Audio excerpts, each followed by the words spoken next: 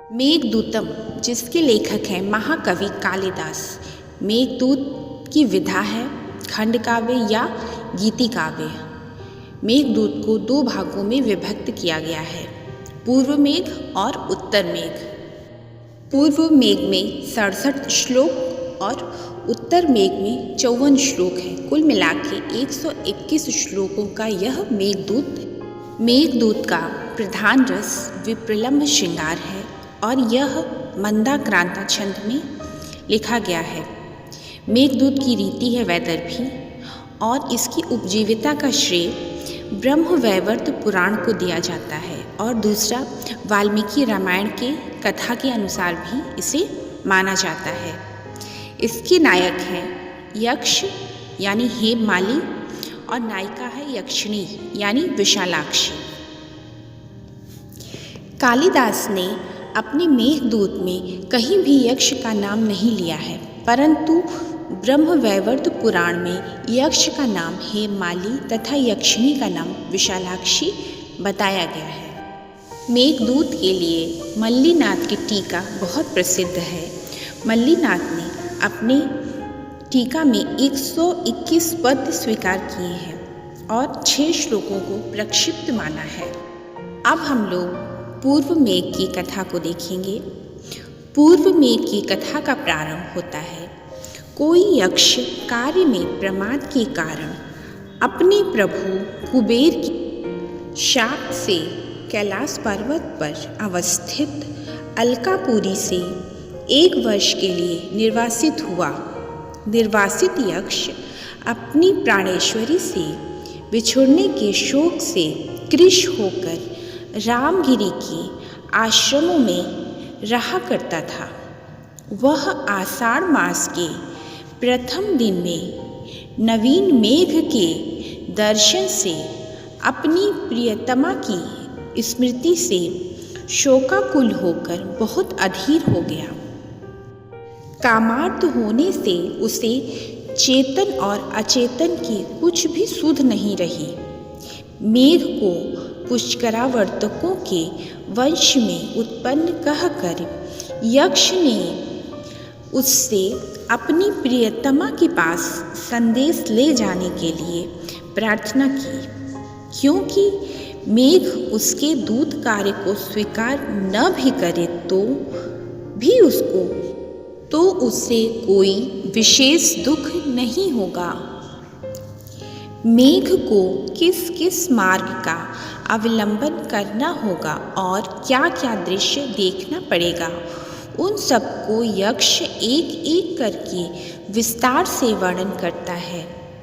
वह कहता है, हे मेघ, अनुकूल वायु तुमको कोमलतापूर्वक आगे बढ़ाएगी।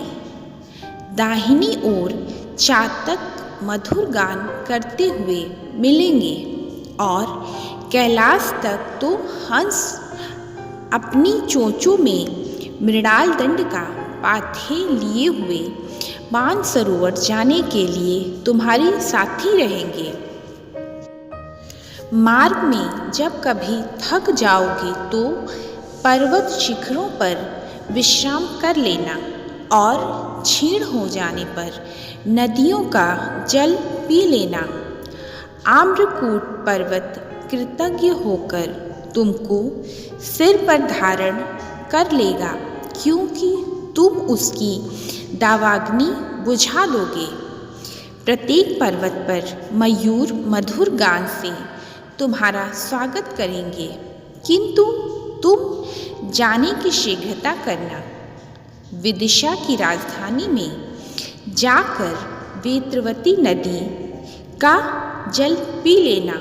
उत्तर की ओर जाने में पथ कुछ टेढ़ा अवश्य रह पड़ेगा, किंतु तुम उज्जैनी के प्रसादों की गोद का आनंद अवश्य लेना। वहाँ महाकाल शिव की पूजा के समय अपने गर्जन से ढोल का स्वर निकालना। एक रात तुम उस नगरी की किसी ऊंची छत पर बिता लेना। मार्ग में गंभीरा नदी का जल पी लेने के पश्चात वहीं देर न करने लगना। वहाँ से देवगिरी की ओर जाते समय तुम्हारे नीचे ठंडी वायु बहती हुई मिलेगी। वहाँ अपने गर्जन से कार्तिकेय के मोर को नचा लेना। आगे उड़ने पर रंती देव के यश के रूप में बहने वाली चर्मणवती नदी का जल पीते समय तुम मुक्ताहार में इंद्रनील मणि की भांति प्रतीत होगे। वहाँ से दशपुर होते हुए तुम ब्रह्मवर्त देश में कुरुक्षेत्र पहुँचोगे। वहाँ सरस्वती का जल पी लेने पर तुम्हारी आंतरिक शुद्धि हो जाएगी। केवल शरीर मात्र काला रहेगा। वहाँ से चलने पर तुम्हारे गंगा मिलेगी। गंगा में जब तुम्हारी छाया पड़ेगी तो ऐसा ज्ञात होगा मानो प्रयाग में अतिरिक्त वही यमुना का संगम हो गया। वहाँ से हिमालय पर्वत की शोभा का निरीक्षण करके तुम क्रौंच पर्वत के छेद से होकर कैलाश का अतिथि बनना। वहाँ यदि पार्वती जी को पैदल चलते हुए देखना तो सीढ़ी बनकर शिखर पर चढ़ने में सहायक होना। मानस का जल पी लेने पर जब तुम आगे बढ़ोगे तो अलका दिखाई देगी। यहीं पर पूर्व मेघ की समाप्ति हो जाती है।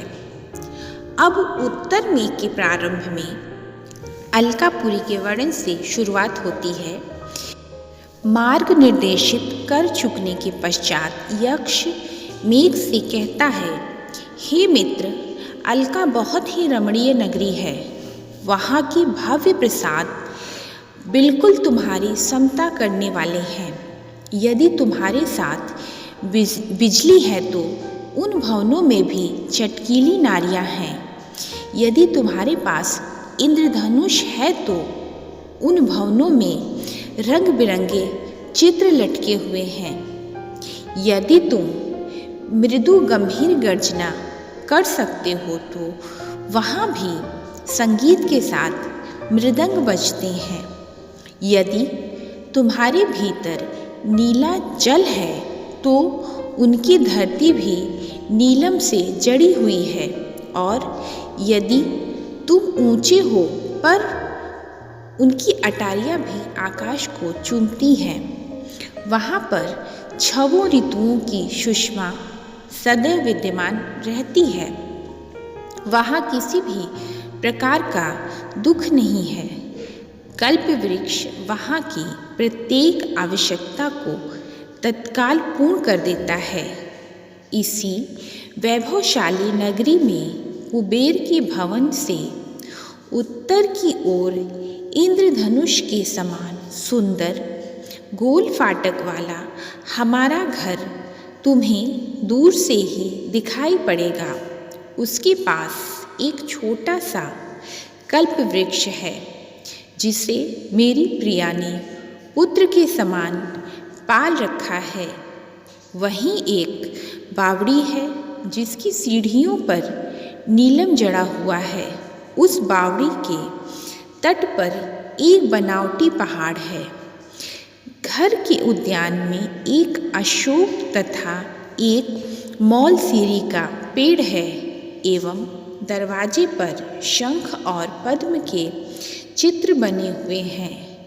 उस घर के भीतर जो दुबली पतली नन्हे नन्हे दांतों वाली पके हुए बिम्बा फल के समान लाल होठों वाली पतली कमर वाली चकित हरणी के समान आँखों वाली गहरी नाभि वाली स्तनों के भार से कुछ आगे को झुकी हुई युवती तुम्हें दिखाई दे, उसे ही तुम मेरी प्रेयसी समझना। वह मेरे वियोग में सूख गई होगी। हे बंधु, दिन में तो उसे उसकी प्यारी सखियाँ घेरे रहती होंगी, अतएव तुम रात्रि में उसके पास पहुँचना।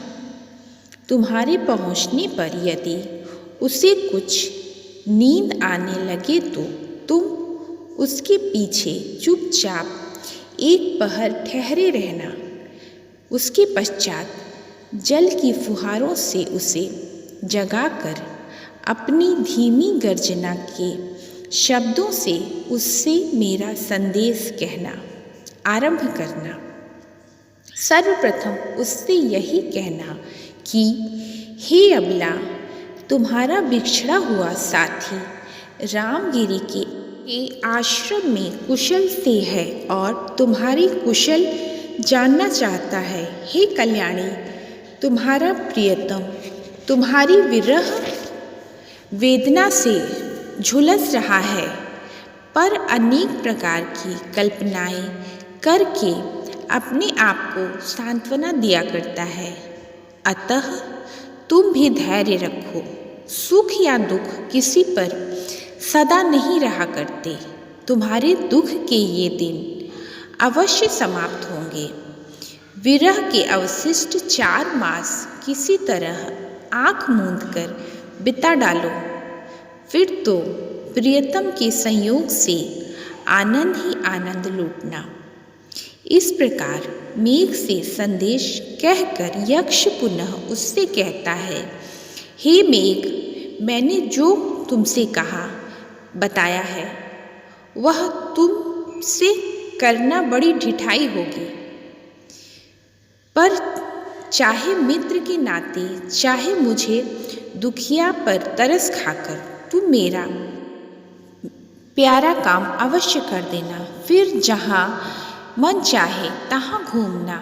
मैं यही मानता हूँ कि प्यारी बिजली से एक क्षण के लिए भी तुम्हारा वैसा वियोग न हो जैसा मैं भोग रहा हूँ। यक्ष की बातें सुनकर मेघ अलकापुरी पहुँच गया और यक्ष की प्रियतमा से उसने वह प्यार भरा संदेश सुना दिया। अपने प्रियतम का कुशल समाचार पाकर यक्षिणी फूली न समाई। जब कुबेर ने यह बात सुनी तब उसके मन में बड़ी दया आई और उसने अपना शाप लौटाकर उन दोनों पति पत्नी को फिर से मिला दिया। यहीं पे कालिदास विरचित मेघदूत का समापन हो जाता है।